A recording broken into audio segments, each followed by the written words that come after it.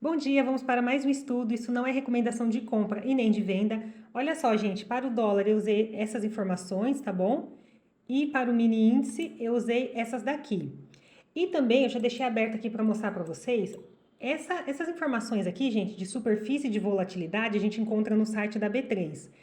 E através desses dados aqui, eu fiz um cálculo para também descobrir uma possível região ali, tá bom? Eu já utilizo essa superfície há um tempo, fico fazendo vários testes, e aí eu vou compartilhar com vocês na sexta-feira, tá? Que sexta-feira eu não vou operar, então eu vou conseguir gravar um vídeo mostrando como é que a gente faz os cálculos com isso daqui. E vou explicar como é que funciona, né, no gráfico. Então, deixa eu fechar aqui. Olha só, vou pegar minha ferramenta. Enquanto eu arrumo aqui, vou contar uma história para vocês rápida. Gente, fiz operação no simulador hoje. Por quê? No dia de ontem eu fiquei fazendo testes, eu estava treinando, né, algumas entradas no replay. E aí tem que colocar o simulador para poder dar as entradas. E, enfim, esqueci lá, gente, no simulador, né? Nem tinha, fiquei treinando ali as ferramentas de fluxo e tal, algumas coisas. E aí desliguei o PC normal. Quando foi hoje, fiz a operação, depois que eu fui me dar conta, né, que eu estava no simulador, mas não tem problema. Eu nem me importei, na verdade. Mentira, me importei sim, fiquei nervosa, tá, gente? É o dinheirinho que podia estar na minha conta e já era. Mas o que vale é a experiência, né? Vamos agradecer. Ai, gente, vamos lá. Acontece, quem nunca, né? Primeiro, fiz, fiz a venda, né? Olha só. Fiz a venda aqui. Essa flechinha aqui embaixo, gente, a parcial, tá vendo? Aí ele voltou um pouquinho e me tirou aqui, mas eu já saí com lucro porque eu já tinha feito a parcial, beleza. Depois eu entrei de novo na venda e saí aqui embaixo, né? Tá vendo que tem essa linha preta? Essa linha aqui que é o cálculo lá da volatilidade que eu vou mostrar pra vocês na sexta. E aí, galera, olha, aqui tá vendo que eu tinha uma visão de venda, né? Eu tinha uma ideia ali, o contexto eu vou explicar para vocês. Só que aquela história, quando eu entrei, eu fiquei um pouco assim, um pouco assustada, porque olha o ajuste aqui, gente, essa linhazinha rosa. Eu falei, vixe, agora eu entrei em cima do ajuste, eu devia ter esperado romper. Sabe quando você fala assim, ah, acho que não foi muito legal. Só que aí ele veio, pegou minha parcial. Eu realmente no receio, tá vendo que se eu deixasse minha parcial aqui em cima, tá vendo? Ele ia corrigir normal e ia descer. Eu fiquei um pouco assim, porque quando você entende que entrou errado, dá aquele medo, né? Eu falei, ah, então já era. Aí eu acabei protegendo mesmo. Ele veio, me pegou aqui, depois desceu. Eu falei, vixe, agora eu vou entrar de novo, né? Que a visão realmente mostrou que minha visão não estava errada. E aí, beleza, entrou. Tá vendo? Quando ele rompe, fecha aqui, e também eu tava olhando as outras ferramentas que eu falei pra vocês, tá? Que eu tô estudando lá. Vi que tinha alguns players aqui na compra, fiquei um pouco, coloquei até também aqui do lado o book, o livro, né, de ofertas e tal. E aí foi a mesma coisa. Vi que tinha os compradores aqui, voltou, me tirou. Depois entrou o vendedor, eu entrei junto com eles e trouxe. Então, aqui na questão do ranking de corretoras, tá vendo? Ó, desse lado tinha os players na venda. A mesma história. XP tá aqui, ó, na ponta compradora, né, na ponta contrária. Tudo certo. E para o índice eu não fiz nada, né? O índice eu fiquei só observando, tá aqui, ó. Ficou bem travado, o índice ele enganou bastante, eu achei que ele deu um cenário, parecia que era meio comprador, depois inverteu para venda e tá bem lateral agora, né? Então, de uma forma objetiva, vamos lá, contexto, né? Contexto, nosso querido contexto. Falando em dólar, DI para baixo, beleza. Títulos para baixo. Esse print eu tirei assim que eu já estava no trade, tá? Assim que eu entro no trade, eu já tiro o print. Então, DI para baixo, título para baixo. Olha o DX, gente. Dólar, né? Frente às moedas fortes, vejam que ele está fraco, né? Tá em queda. E frente aos emergentes tá mais ou menos, tá vendo? Eu coloquei um mais ou menos só por causa desses daqui, né? Que, enfim, mas são as moedas mais fracas, não impacta tanto. Eu ficaria mais de olho aqui. Aqui em cima, então, tá vendo? No caso, a cesta de DX, ela mostra ali uma queda de menos 0,2, tá uma queda razoável, né? Não é nada tão expressivo. O T10, né? A nossa referência ali de títulos americanos, está menos 0,47. Olha o WTI, o petróleo, né? Nesse caso, vejam que ele está acima de 80 dólares, mas ele ainda está com a porcentagem negativa, ele está diminuindo um pouco, está desacelerando, né? Então, não entra aquela questão que eu falei para vocês, não entra uma questão inflacionária a ponto, né, de conseguir pressionar dólar para cima, né? Que a correlação deles no caso, pode acontecer isso de questões de inflação. Mas então você vê que está negativo, tá até aí tudo bem, né? Não iria mexer tanto com o dólar. E o VIX, gente, VIX negativo, né? Então, quando o VIX está muito positivo, eu espero uma queda nas bolsas. Como o VIX está negativo, então digamos que é um cenário normal. Então eu imaginaria o quê? Bolsas para cima.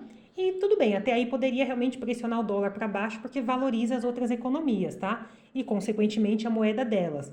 Pode ser uma visão também. Então, tudo assim mostrava uma venda mesmo para o dólar. O que mais que eu olhei aqui? Então, falando em euro, que é sempre bom a gente olhar, já falei isso para vocês, né? Então, o dólar frente ao euro, ele está fraco, tá? Dólar frente ao real também está fraco.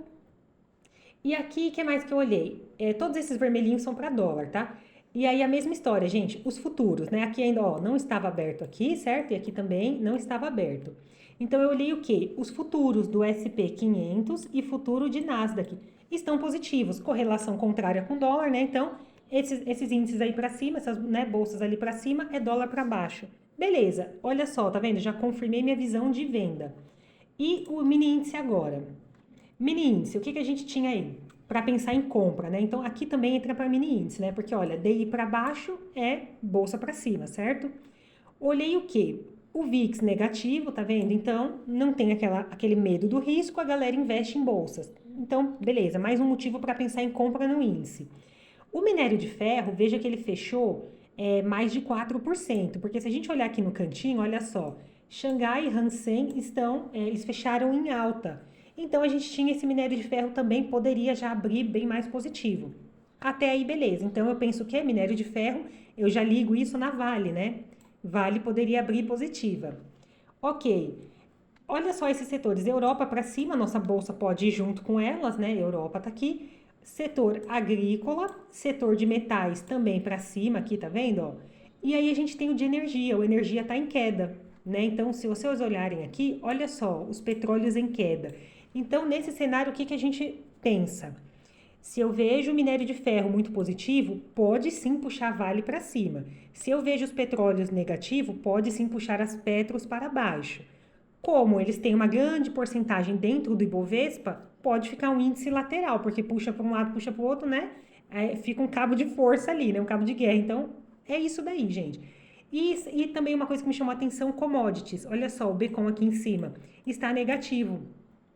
Então, quando você olha, né, alguns setores aqui, no caso aqui, né, agrícola, metais mais positivo, mas aí você olha energia pesando bastante. Nesses casos, eu penso em fazer o quê? Espera abrir as ações, para a gente ver como que fica o setor financeiro, que o banco tem um impacto grande também dentro do Ibov. Então, a gente vai olhar Bradesco, vários bancos ali, Itube, né, no caso do Itaú, tudo. Até aí é isso. Então, venda para dólar e compra para o mini índice, tá? Beleza, vamos lá. O que mais que eu vi aqui, gente? Depois, de qualquer forma, foi isso, porque eu entrei aqui, né, acreditando. Então, eu vou até aumentar um pouquinho, só para mostrar para vocês. Vou colocar no limpo, né, para tirar um pouco essas médias.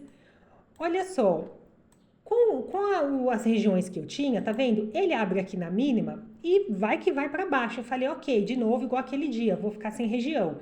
Como ele fez essa primeira correção aqui, eu falei, eu tenho uma opção. Posso traçar uma FIBO, que nem eu fiz aquele dia, que eu mostrei para vocês. É uma possibilidade, gente. Olha, pego, solto aqui, tá vendo? Ó, 161 poderia ter buscado. E aí eu decidi também colocar os dados para fazer esse cálculo da volatilidade.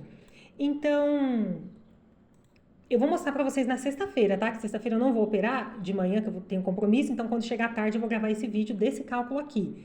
É aquela história, gente, nada no mercado é 100%, a gente nunca deve se basear em pontos isolados.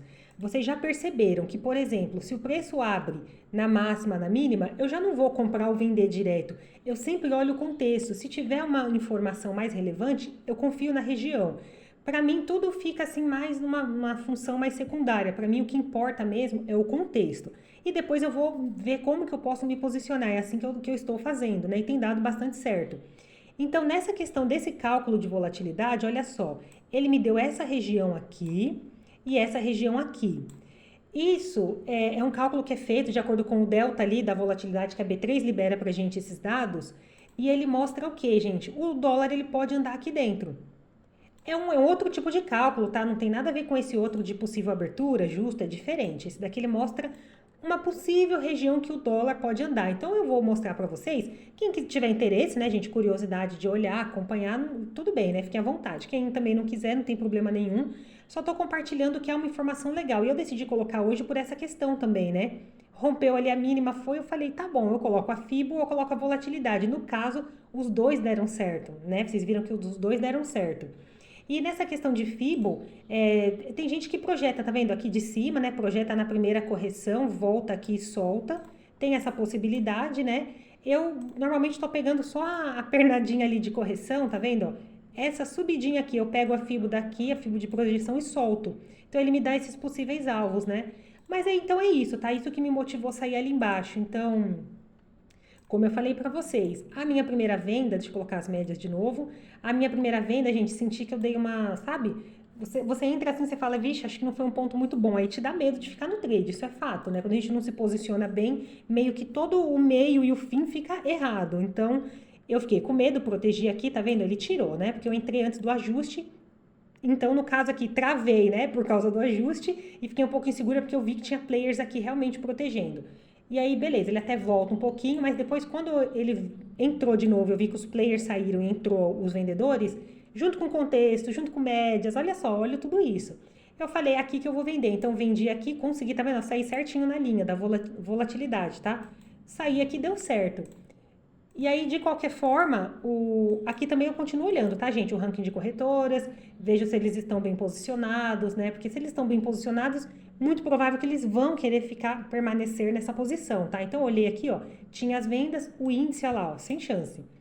Aí eu vi que Petro positivou, Petro negativou, ficou nesse lenga-lenga, banco estava negativo, ficou positivo, então é isso daqui, tá vendo, ó? Fica um pouco difícil, tá vendo? A venda também, se eu pegasse aqui, já ia estar também na cara do ajuste, igual eu fiz no dólar, então é meio complicado. E aí o relatório, então, ficou isso. Olha só, quando eu entrei aqui, eu até levei um susto, gente, foi muito engraçado. Eu entrei aqui, eu falei, gente, o que que aconteceu? Eu falei, será que tá no dia certo? Eu falei, tá certo. Aí que eu fui me dar conta, gente, eu não olhei aqui, ó, o símbolo aqui em cima. Na hora que eu entrei, né, ficar a marcação do trade, eu nem reparei no simulador, nem reparei. E aí ficou, né, então na real nada tá aqui, ó. Mas foi um trade bom. É claro, gente, que eu gostaria, se eu falar que não, eu tô mentindo pra vocês. Eu queria sim esse dinheiro na minha conta. E ainda fiz parcial, foi legal, aqui deu um resultado legal, aqui também deu, mas a experiência também conta, né? A gente também não vai ficar surtando por causa de uma situação, mas a experiência conta, né? E também, mesmo se eu tivesse operando certinho na conta real, eu ia entrar do mesmo jeito, com os mesmos lotes, a mesma questão, porque eu opero igualzinho, né? Eu não aumento mão, nada, porque a gente tem que levar o simulador como se fosse uma conta real, é assim que dá certo, né? Então tá aí, gente, 18 no dólar, quer dizer, né? Na verdade aqui não dá nem pra falar, porque ele tirou na parcial, não sei bem como é que fica esse cálculo. Mas mostrando aqui 2,5, né, e 18. O 18 foi direto, foi sem parcial mesmo. Então é isso, gente. Espero que vocês tenham gostado. A gente se vê no próximo vídeo. Fiquem com Deus.